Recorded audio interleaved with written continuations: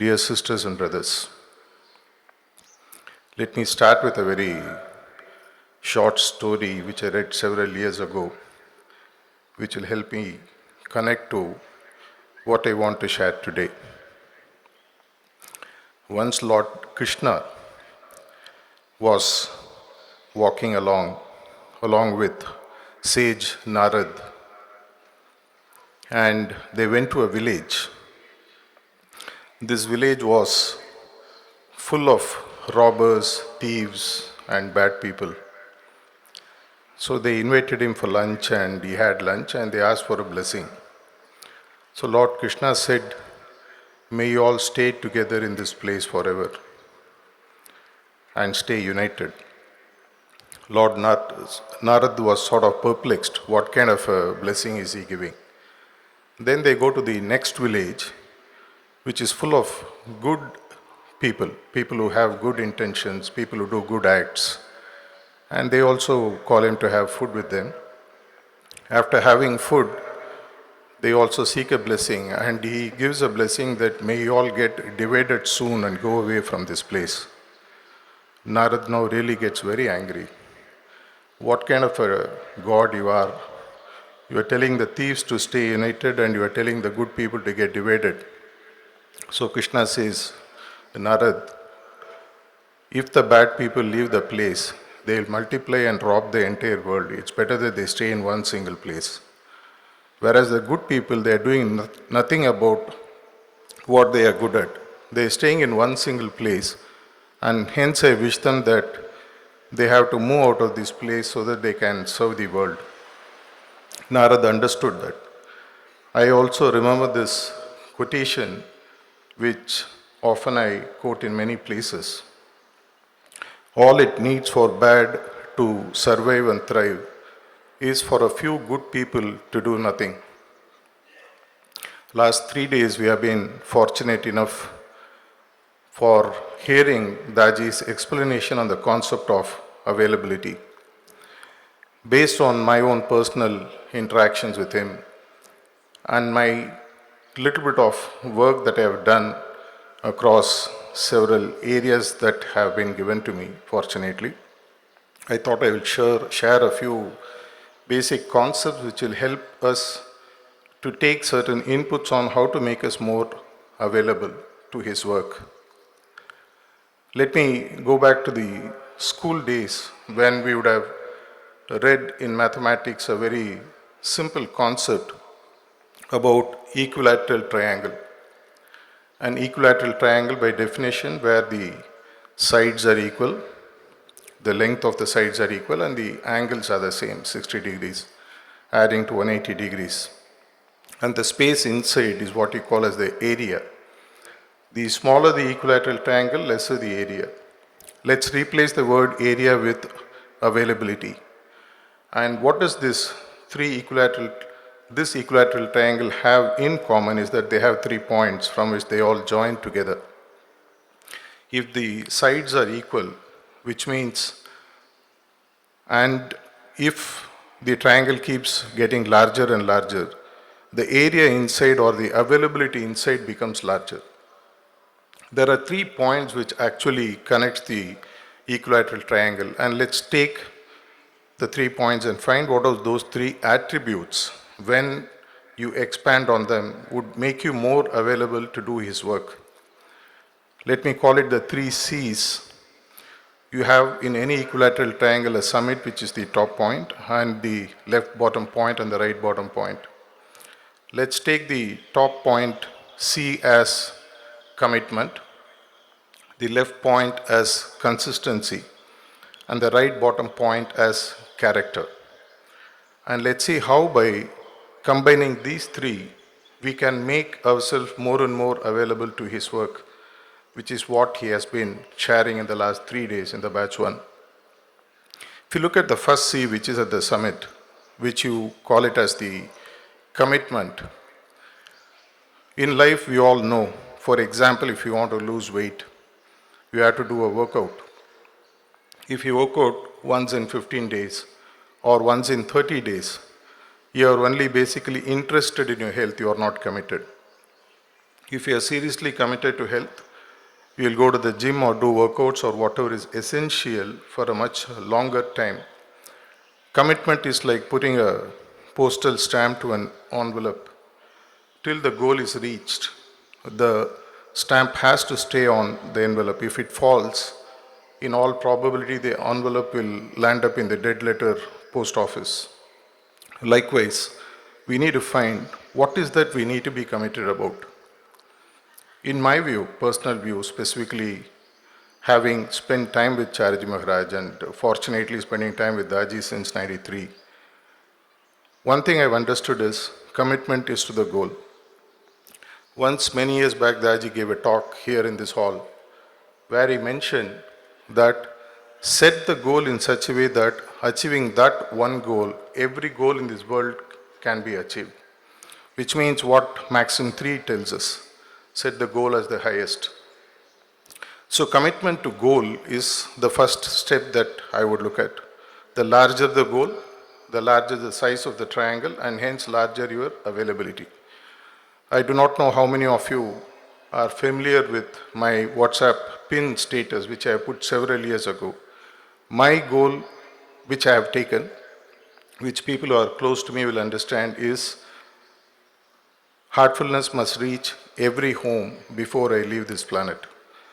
Once I set that goal, I have found miraculously in my own personal life that all the material sides, all the family side, everything else automatically has started falling in place.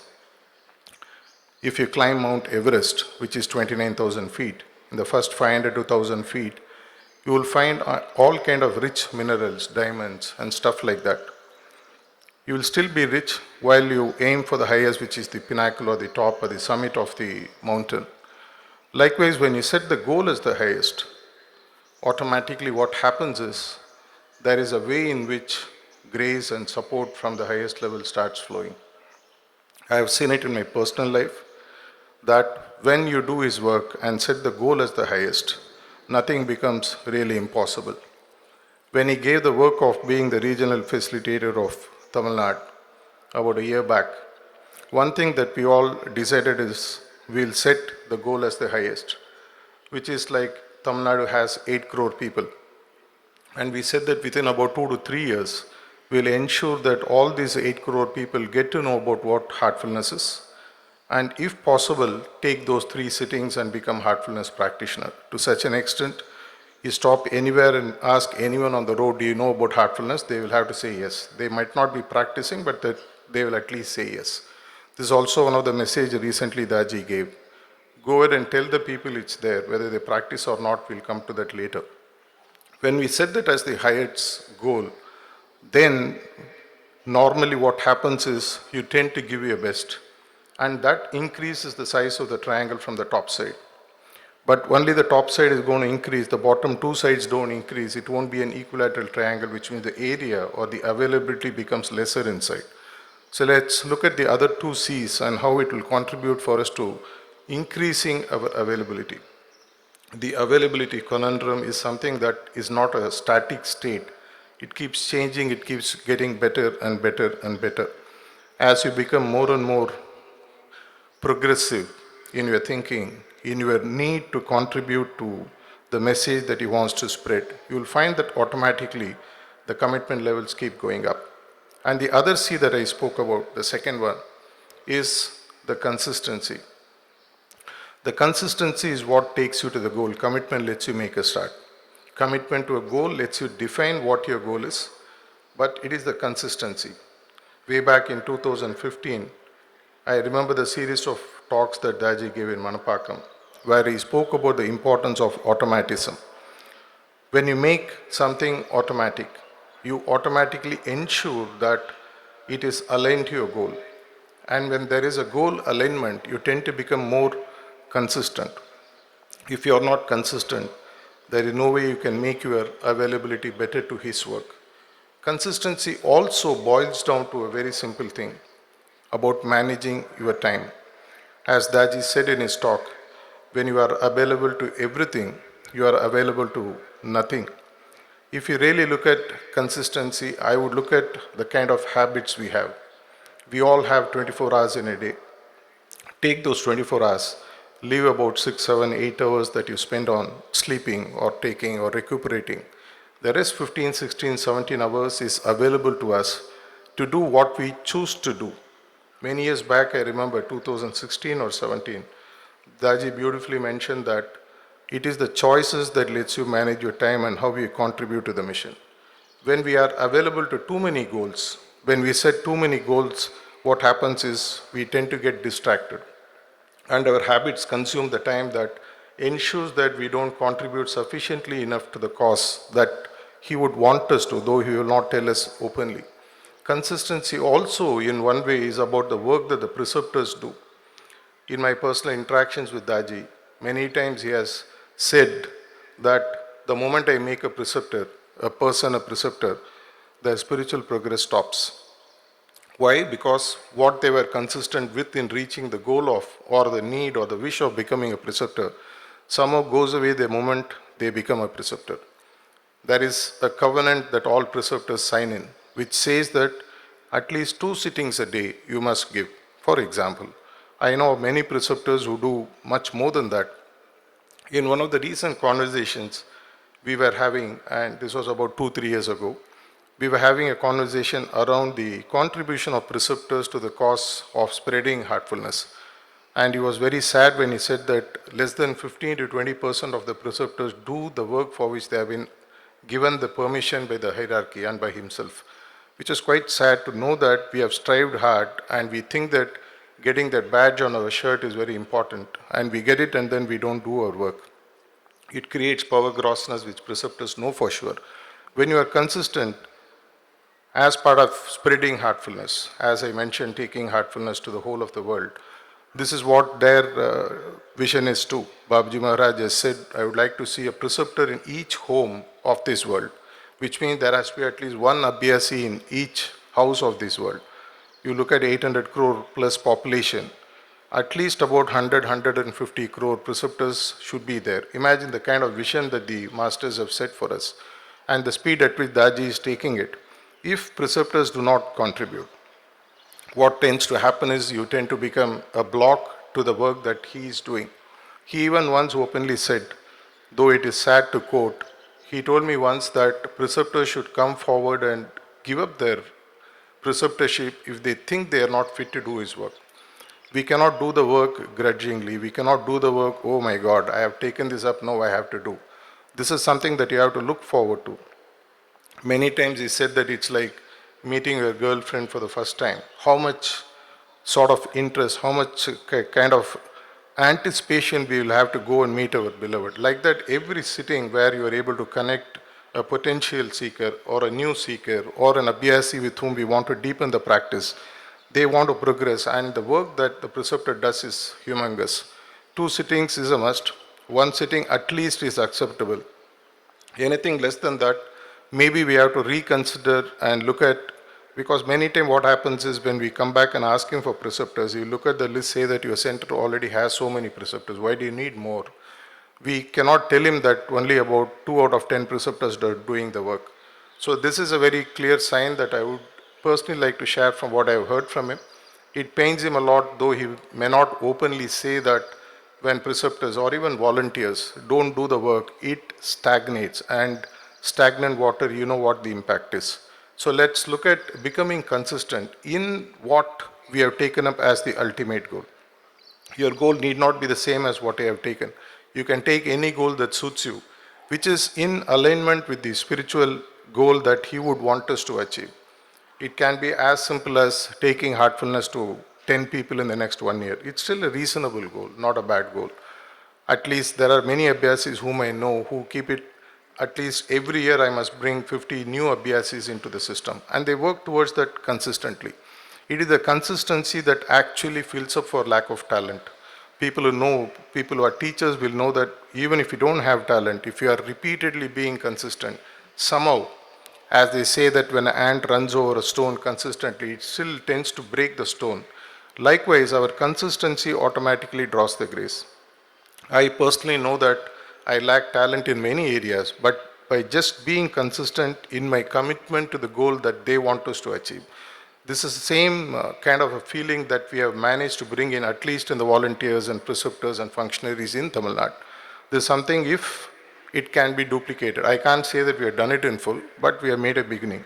If it is something that can be taken pan-India and pan-global, imagine that in the next 2 to 3 years' time, the things will automatically happen. There is a specific reason. In one of the recent Zoom calls that we had, I remember the quote that he shared several years ago, which I shared in his presence. He mentioned that there is some kind of a spiritual window which is open between now and next 3 4 years or so. And in this time, whoever gets in will have such fast progress towards the goal that is unimaginable, which has never been opened in the history of the nature till now. If you really understand what it means, we are talking about a 13 to 14 billion years of creation, and there is one window for us to go back, and which is available for 3 to 4 years. How much time would we want to spend in ensuring that not only us, everybody goes toward this goal in this period of time, which is hardly another 4 5 years left? The journey ahead is quite long, but if we are committed to the goal and we are going to be consistent, the chances of ensuring that heartfulness reaches to all the population of the world is not far off. Let me come to the third point, which is the point which sort of joins all these 2 points together, which is what I call as character. See, character is something which is a very difficult toolbox to understand, but in my personal view, I just broke it down to a few parts so that if it is of help to you, you may look at how you can make use of it. For me, character is something quite simple. What helps me to transform myself in aligning to the goal is what I would change my character towards. Whatever is not helpful, I would drop off. Let me explain it with a couple of examples. If you look at the Ashtanga Yoga, the first 2 steps of Yama and Niyama, Daji has many talks said that Yama is where you burn or give up what are the things that are not required. It's like a to-do list and not to-do list. And when you make this list, there are a few things which stops us from progressing.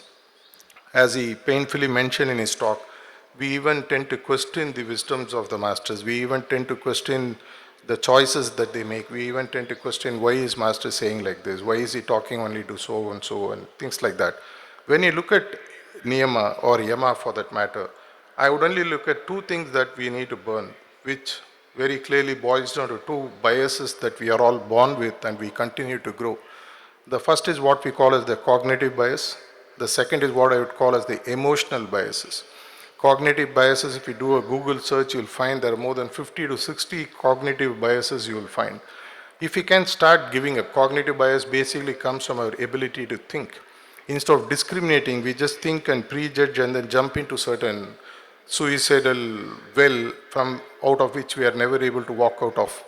If we are able to introspect, which is what dharana and pratyahara is about, and give up those cognitive biases. Emotional biases are our tendency to connect with people we know, the tendency to hate people we don't like, the tendency to discriminate people based on color, religion, caste, sex, and things like that. Fortunately for humans, we all know what our cognitive and emotional biases are. If we ensure that we lighten the burden of our journey towards the goal that He wants us to, please ensure that you burn those biases, which is the Yama part. If you look at the Niyama part, it is about a few to-do list. Let me give a very simple thing for volunteers or abhyasis who would like to participate in this great journey of heartfulness throughout this world. To start with, set aside 15-20 minutes a day, a fixed time, which will bring an automatism.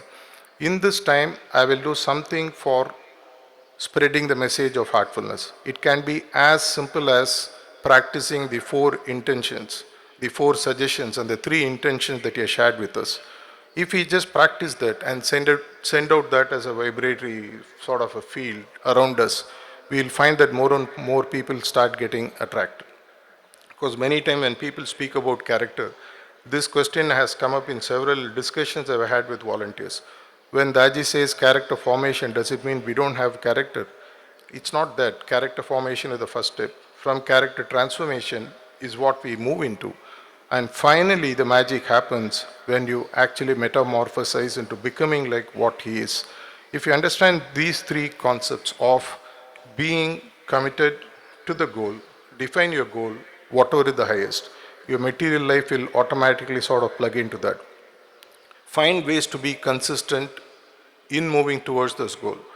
Build the character traits that are essential to combine the commitment and the consistency to your goal, and ensure that the triangle keeps becoming larger and larger to such an extent that the availability, which is one of the most important points he shared in this message, availability to what?